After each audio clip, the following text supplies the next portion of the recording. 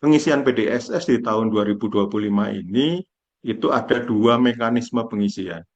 Yang pertama adalah pengisian secara manual yang bisa dilakukan persis dengan tahun sebelumnya. Kemudian ada cara yang kedua tadi, yang dengan menggunakan sinkronisasi dengan e-raport tadi. Kita bisa lihat diagram ini diagram sudah saya buat sesederhana mungkin begitu. Jadi di awal nanti sekolah begitu masuk ke sistem PDSS, aplikasi pengisian PDSS, itu akan melihat data profil sekolah seperti tahun-tahun sebelumnya akan bisa terlihat seperti itu. Nah, kemudian nanti akan ada menu untuk melakukan pilihan. Sekolah memilih mau tetap menggunakan cara manual untuk pengisian PDSS atau mau menggunakan e-rapor gitu.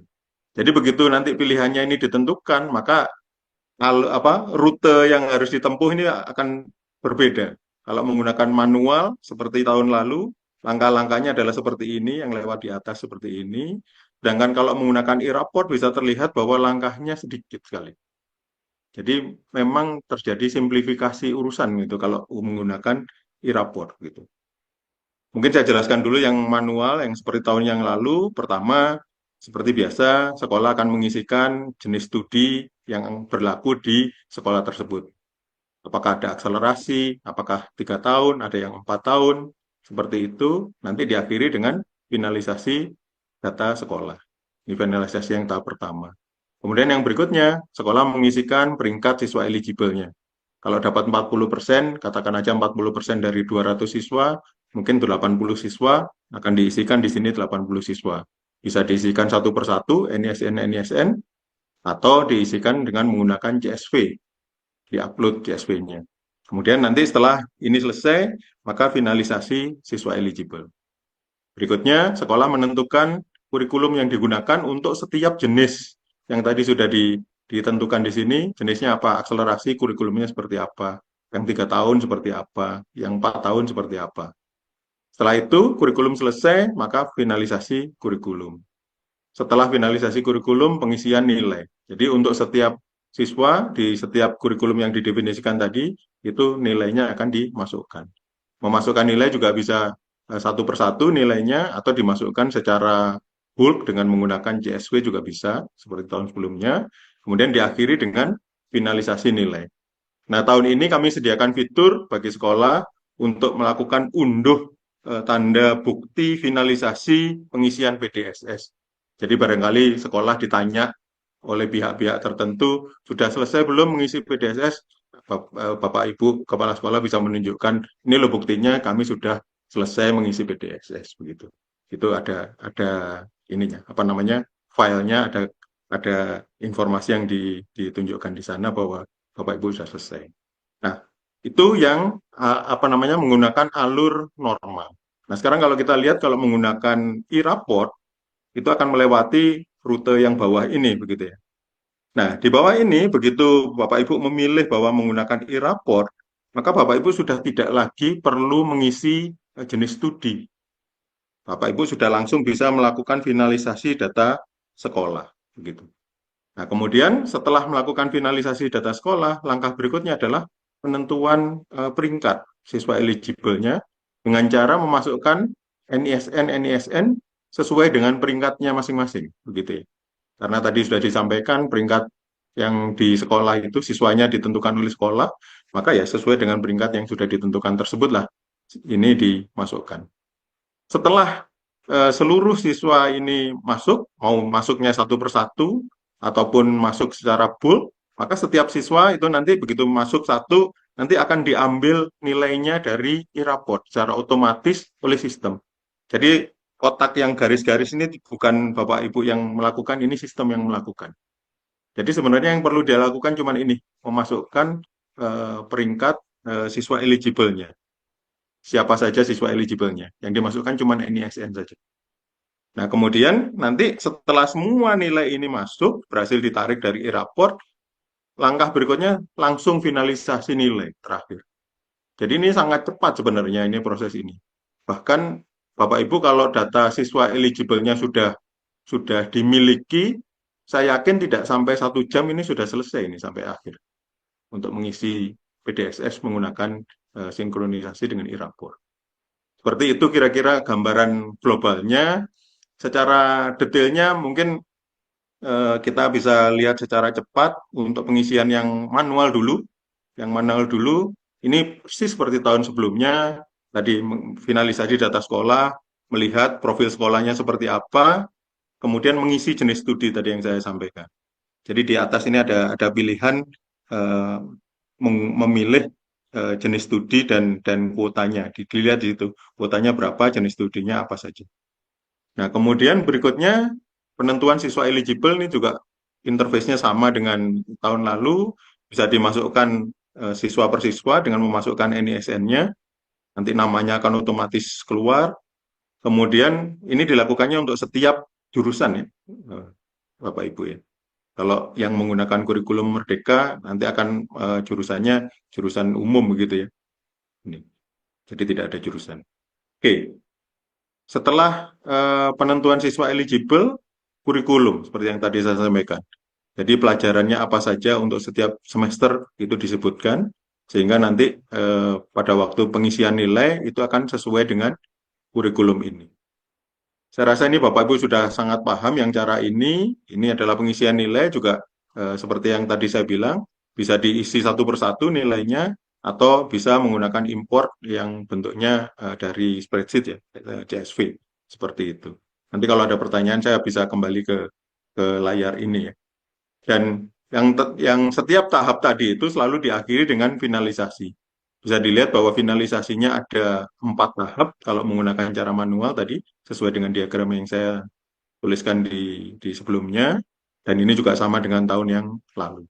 Itu untuk cara yang manual, ini saya cepat saja yang manual. Kemudian ini yang tadi saya sampaikan, Bapak Ibu bisa mengunduh, di sini ada menu di atas, tombol di atas ini, itu adalah tanda bukti finalisasi. Tinggal diklik saja di sini, nanti akan muncul kira-kira bentuknya seperti ini, file PDF, yang informasi sekolahnya, apakah menggunakan e-raport atau tidak, tanggal finalisasinya tanggal berapa, jumlah siswa eligible yang dimasukkan ke dalam sistem ada berapa jumlahnya, kemudian di bawah ada QR code untuk verifikasi validasi. Oke, itu untuk yang manual. Nah, sekarang yang e-raport ini. Ini mungkin yang Bapak Ibu sangat concern karena ini hal baru di tahun ini. Baik, jadi pertama pada waktu Bapak Ibu masuk ke sistem PDSS akan masuk ke tampilan seperti yang di atas ini untuk profil sekolah. Yang perlu diperhatikan adalah yang di sisi atas. Di sisi atas ini ada 3 tombol. Yang pertama adalah untuk menampilkan profil, yang kedua adalah untuk e-raport, yang ketiga adalah untuk jenis studi. Nah, kalau profil sekolah ini sudah sesuai, Bapak Ibu bisa pindah ke yang e-raport, nanti akan muncul seperti ini. Nah, di sini ada pertanyaan, apakah Bapak Ibu akan menggunakan e-raport untuk pengisian PDSS atau tidak? Kalau memang mau menggunakan, tinggal diklik saja tombol gunakan. Nah, begitu Bapak Ibu mengklik tombol gunakan, maka kuota sekolah tersebut sudah langsung naik 5%. Jadi ini cirinya ada di sini, begitu ini digunakan, di tombol ini diklik, maka kuotanya akan naik. Nanti Bapak Ibu bisa ngecek kuotanya jadi berapa, itu dengan memilih yang ketiga ini, yang paling kanan ini, nanti akan muncul yang seperti ini tampilannya. Di situ akan muncul, kalau di sekolah tersebut ada beberapa jurusan, akan muncul jurusannya, kemudian kuotanya berapa. Jadi di layar ini hanya informasi saja, tidak ada yang perlu dilakukan kalau Bapak Ibu menggunakan e-raport. Kalau tadi menggunakan manual, harus dipilih nih jenis studinya apa saja dan seterusnya. Kalau untuk yang e-raport, cuma melihat saja apakah sudah benar bahwa kuotanya di sini naik, gitu, 5%, seperti yang diharapkan. Itu langkah yang pertama. Kemudian yang kedua, ini adalah mengisi peringkat siswa eligible. Tadi seperti saya sampaikan, Bapak Ibu bisa mengisi satu persatu setiap siswa untuk setiap jurusan. Bisa diisi satu-satu. Nanti begitu satu NISN masuk, kemudian masuk di sini, nanti akan muncul di sini. Siapa namanya, NISN-nya berapa, kemudian dia statusnya ini langsung, dia datanya diambil dari e-raport ini. Nah, nanti kalau apa namanya datanya sudah selesai diambil, maka Bapak Ibu bisa refresh, kemudian nanti akan muncul hijau seperti ini. Kalau sudah hijau dengan status sukses untuk mengambil data e-raportnya, maka sebenarnya sudah beres gitu nilai untuk siswa tersebut. Tidak perlu di-entry lagi, sudah ada di sistem gitu. Nanti tinggal menunggu yang masih dalam proses. Nanti kalau semuanya ini sudah berubah menjadi sukses begitu, Bapak Ibu bisa merefresh untuk statusnya ini semuanya sudah hijau, maka berarti sudah selesai pengisian nilai raportnya sudah selesai. Nah, Bapak Ibu bisa juga melakukan ekspor seperti yang tahun-tahun lalu sudah pernah dilakukan untuk menghasilkan PDF yang berisi satu lembar PDF itu satu siswa. Nanti PDF-nya itu per jurusan ya, yang isinya akan sekian banyak siswa, tapi satu lembar isinya satu siswa, seluruh nilainya dia dalam sekian semester, 5 semester, atau kalau yang 4 tahun 7 semester, seperti itu. Nanti Bapak Ibu bisa melakukan cross-check apakah benar nilainya itu sudah sesuai atau tidak begitu ya. Seperti itu. Nah, kemudian setelah seluruh siswa eligible ini masuk, oh ya tadi bisa dengan cara satu persatu ya tadi Bapak Ibu, atau bisa menggunakan import yang ada di sini. Bentuknya adalah CSV. Begitu.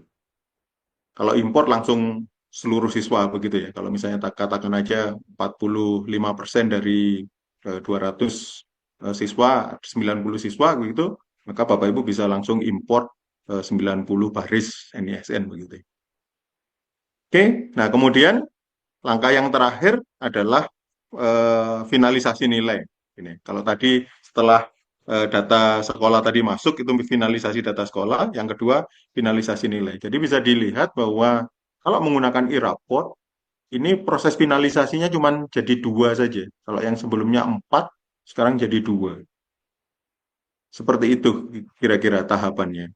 Dan yang terakhir setelah melakukan finalisasi, seperti yang manual pun Bapak Ibu bisa melakukan unduh tanda bukti finalisasi seperti ini, barangkali dibutuhkan untuk pihak-pihak tertentu. Seperti itu kira-kira tahapannya. Jadi kalau seperti tadi yang saya sampaikan Bapak Ibu, kalau misalnya semuanya sudah siap begitu, data siswa eligible-nya semuanya sudah siap, saya yakin pengisian PDSS-nya akan sangat cepat begitu. Mungkin nggak nyampe 1 jam, saya kira sudah bisa selesai untuk pengisian PDSS. Seperti itu kira-kira Bu Is, ini apa yang bisa saya sampaikan. Mungkin nanti kalau ada yang kurang jelas di sana-sini, boleh kita masuk ke tanya jawab.